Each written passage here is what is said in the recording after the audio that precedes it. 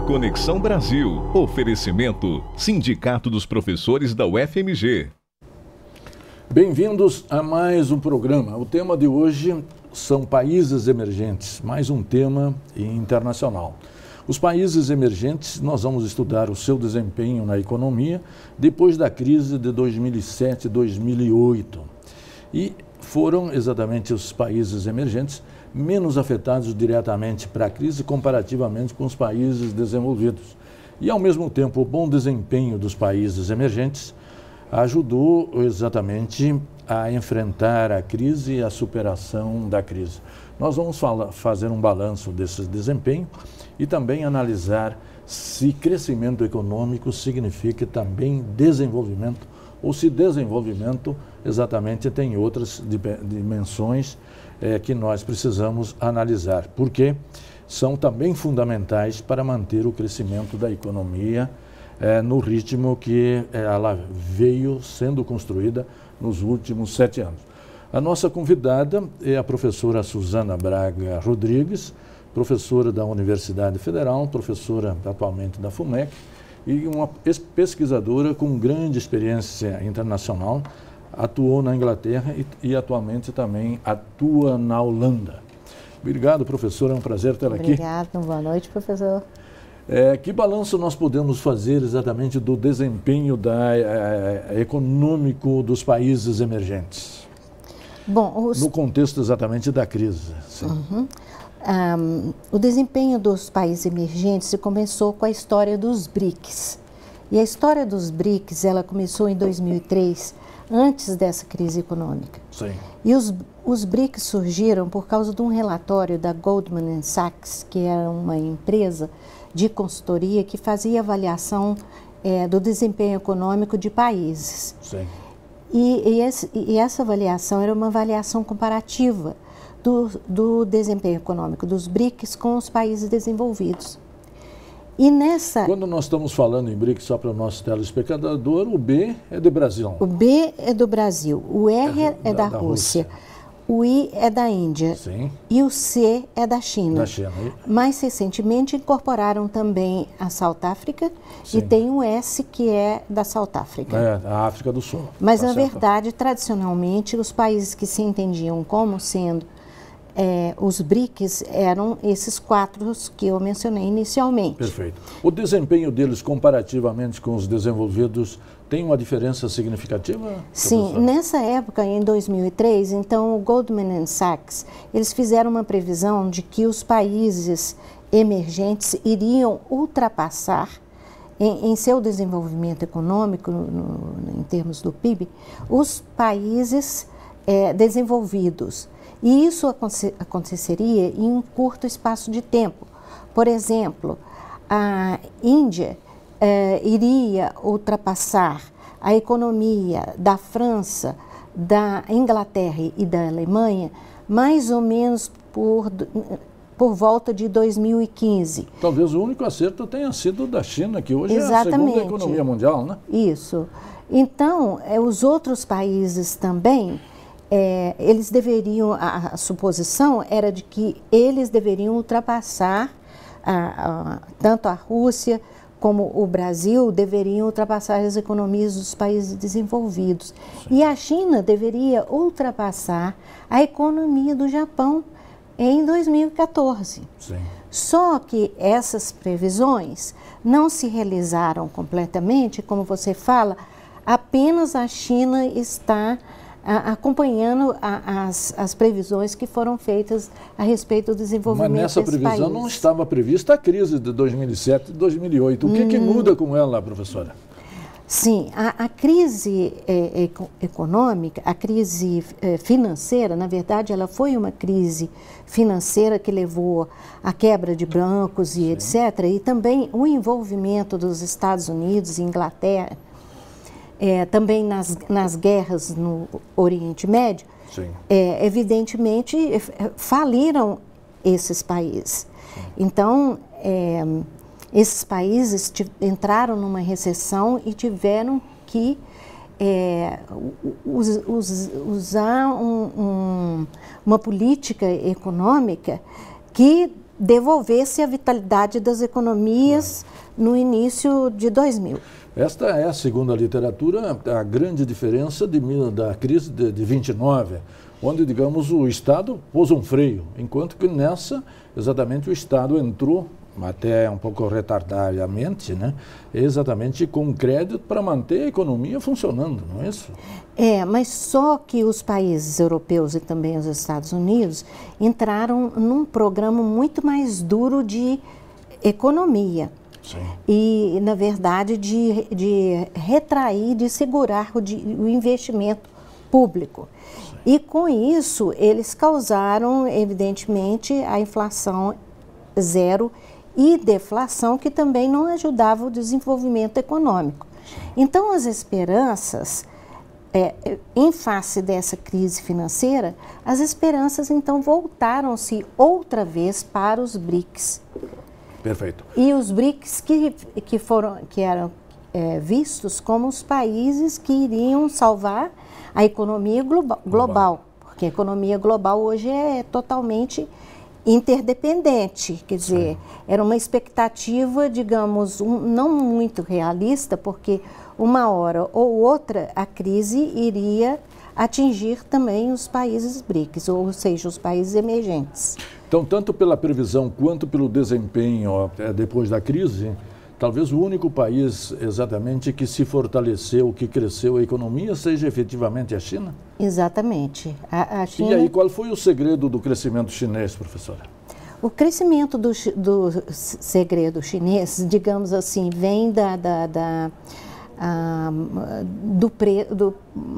possibilidade de controle dos preços através da mão de obra barata. Sim. Então, os vários países que entraram também em recessão viram na China uma possibilidade de uma produção muito mais com controle de custo do que nos países europeus, que a mão de obra já era muito mais alta do que nos demais países.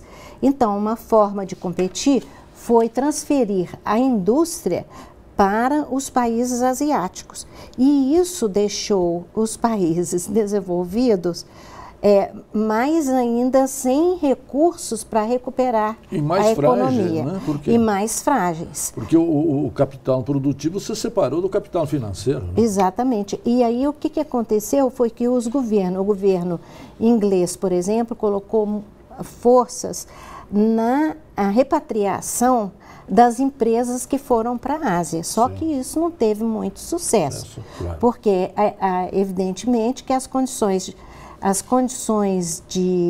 da economia inglesa não poderiam oferecer as mesmas condições de crescimento e de baixo custo da produção na China. Perfeito. No segundo bloco, nós continuamos a analisar o desempenho dos demais países emergentes que pertencem aos BRIC, falando aqui em Brasil, Rússia, Índia e China. Um instante só, voltaremos já. Interconexão Brasil. Oferecimento: Sindicato dos Professores da UFMG. Interconexão Brasil. Oferecimento: Sindicato dos Professores da UFMG. Bem-vindos de volta. Nós estamos trabalhando um tema internacional, países emergentes, o crescimento desses países e seu desempenho exatamente no contexto da crise de 2007 e 2008. E viemos trabalhando exatamente a China. Como explicar e avaliar o processo de internacionalização da economia chinesa, que foi, depois da Revolução Socialista Comunista, uma economia bastante fechada? Como explicar esse processo de internacionalização, professor? A partir da década de 90, o governo chinês começou a colocar bastante ênfase na abertura econômica da China. Sim. E incentivou vários investimentos estrangeiros para virem para a China, para se instalarem na China. E criou condições de incentivo, mas o governo chinês fez uma coisa muito interessante. Ao mesmo tempo que ele criou medidas de incentivo de atração ao capital estrangeiro, ele exigia que as empresas estrangeiras fizessem transferência de tecnologia. Sim. Exatamente. E talvez uma das características exatamente nessa crise é que alguns países como a China se tornou controlador de tecnologia, quebrou essa dependência dos países desenvolvidos. Exatamente. Seria aqui o sucesso, um dos pivôs do sucesso da China? Um deles é esse, né, que a China realmente chegou a dominar a tecnologia, e depois o governo chinês também deu incentivos mais recentemente para que as empresas chinesas investissem nos países mais desenvolvidos. E o objetivo era qual? Dessa internacionalização reversa. Na verdade, o governo chinês, na década de 2000, não queria mais atrair o investimento estrangeiro para a China, mas queria incentivar as empresas chinesas a investir nos países desenvolvidos. E o objetivo disso era justamente aprender com os países desenvolvidos, com as suas empresas. Perfeito. Então, essa foi a estratégia chinesa que foi importante para que as empresas chinesas aprendessem com os países ocidentais.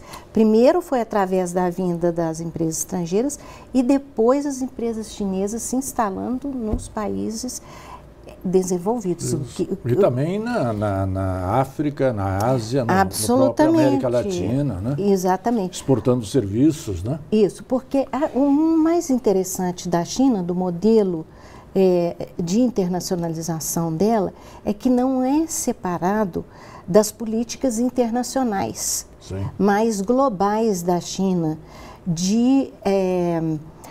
digamos, de dominação econômica e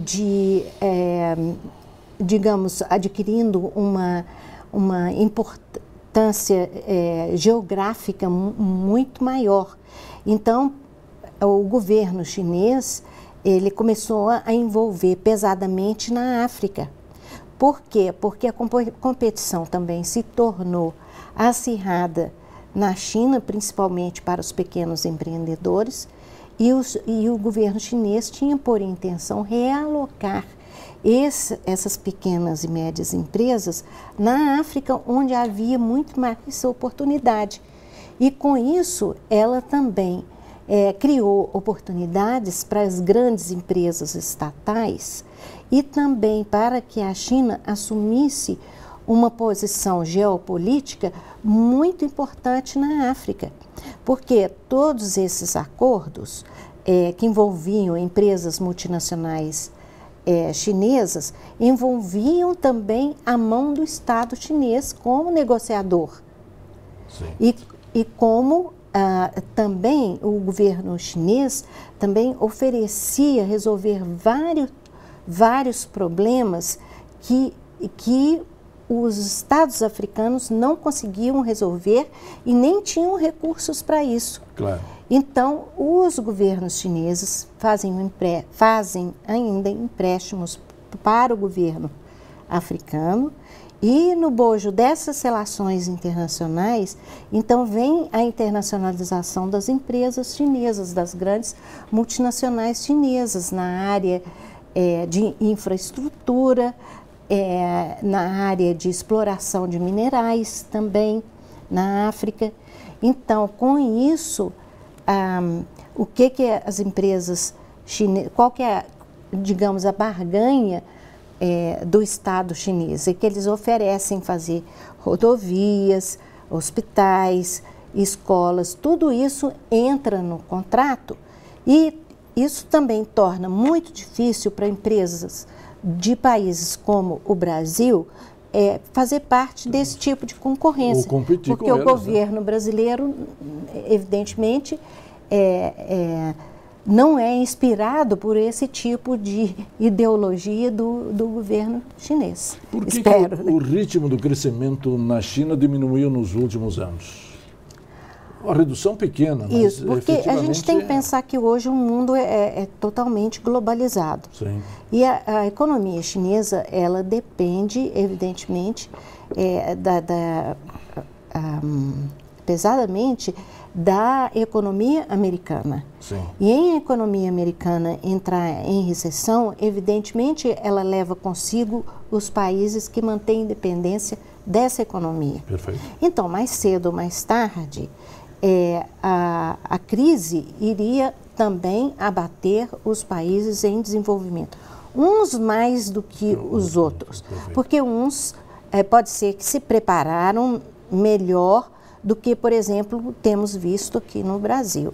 Sim. Certo? A China, ela se preparou melhor porque ela trabalhou muito em desenvolver a sua própria infraestrutura. Sim. Não é? Investimento em educação. Investimento em educação, investimento em ciência e tecnologia, sim, que hoje, em comparação com os Estados Unidos, quem produz mais engenheiros e mais cientistas já é a China e não os Estados Unidos. Então, quer dizer, eles fizeram a cama deles para poder... Fizeram o para casa direitinho. Fizeram o para casa direitinho. Perfeito. No terceiro bloco nós vamos trabalhar um pouco a análise da economia brasileira e por que crescimento não é necessariamente desenvolvimento. Um instante só, voltaremos já. Interconexão Brasil. Oferecimento Sindicato dos Professores da UFMG. Interconexão Brasil. Oferecimento Sindicato dos Professores da UFMG. Bem-vindos de volta ao nosso tema, países emergentes, um tema internacional. Trabalhamos no primeiro bloco a China, quem são esses países emergentes. Deixamos já no ar o tema do terceiro bloco, que é o desempenho da economia brasileira e por que crescimento não é necessariamente desenvolvimento. Como avaliar o desempenho da economia mineira, da economia brasileira, exatamente depois da crise, desses 7 anos da crise? Bom, em primeiro lugar, o crescimento foi muito menor do que se esperava, foi Sim. muito reduzido em relação às expectativas. Sim. E isso se deve a vários fatores, né? Sim.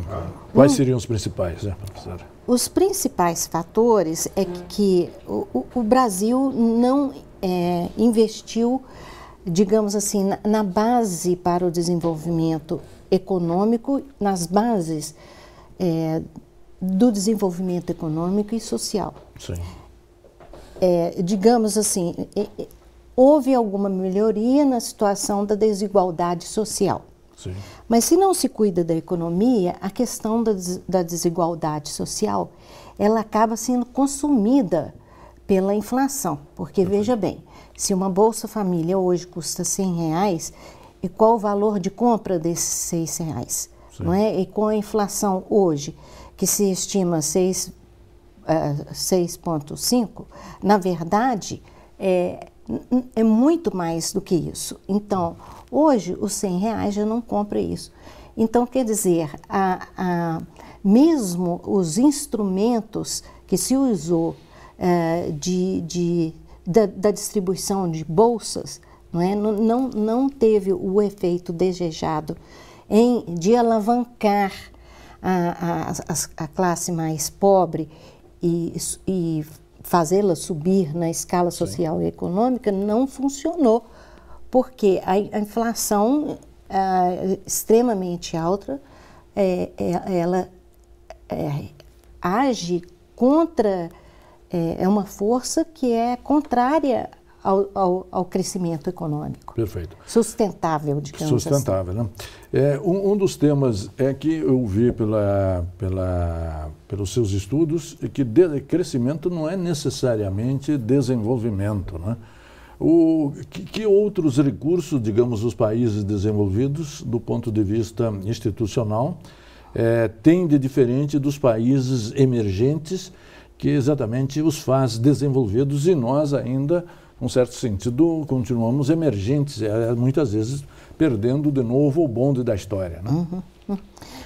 Os países desenvolvidos, eles têm uma capacidade institucional mais forte.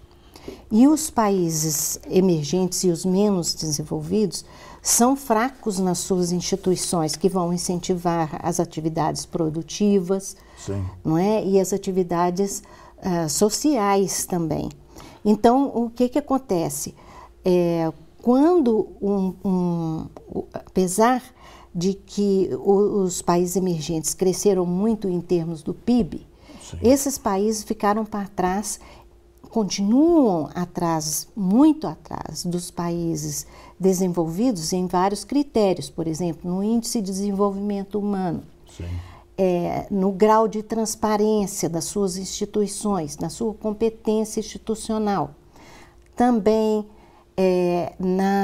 na desigualdade social em geral, ainda continua alta nos países em desenvolvimento em comparação com os outros países.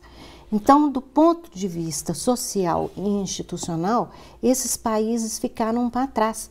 Por quê? Quando há um desenvolvimento econômico acelerado, as instituições não acompanharam. E como elas não acompanharam, elas também criaram, e essa falha institucional, ela criou vários problemas que os países emergentes têm que enfrentar agora, e isso ficou muito claro na situação atual do Brasil. No caso brasileiro, por exemplo, com a Constituição de 88, ela não teria suprimido exatamente essa lacuna do ponto de vista institucional, professora? Porque o problema não é tanto da existência das leis, mas das leis, regras, normas, mas é o problema da implementação. É fazer com que os atores individuais e econômicos, como as empresas, elas cumpram as regras e as normas, não é? Então, há falhas, por exemplo, em fazer as pessoas fazerem as empresas cumprirem contratos, não é? E quanto mais as instituições são fracas em fazer com que os contratos sejam cumpridos, mais difícil é para se restabelecer ordem dentro da sociedade em geral. E confiabilidade nas instituições no próprio país? E na confiabilidade nas instituições do país é muito baixa.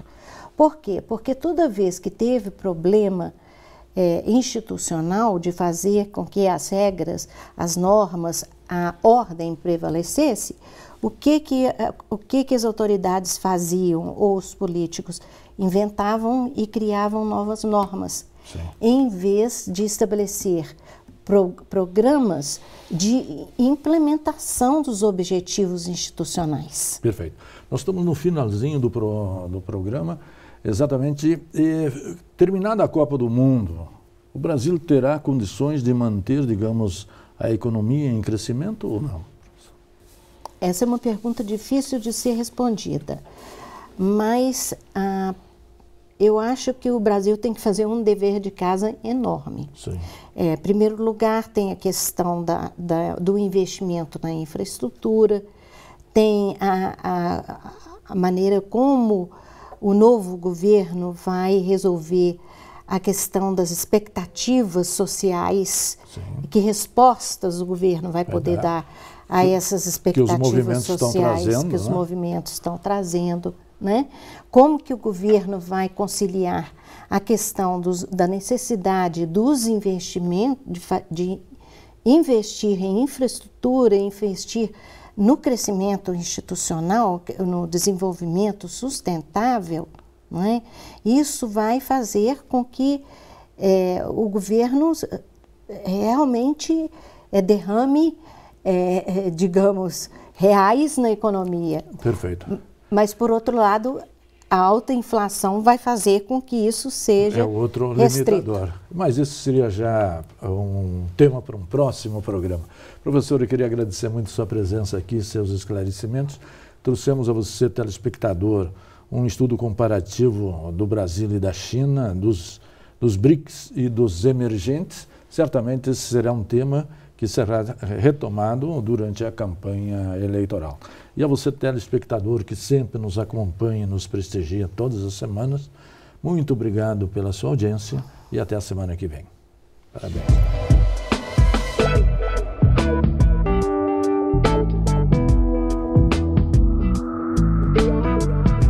Interconexão Brasil. Oferecimento: Sindicato dos Professores da UFMG.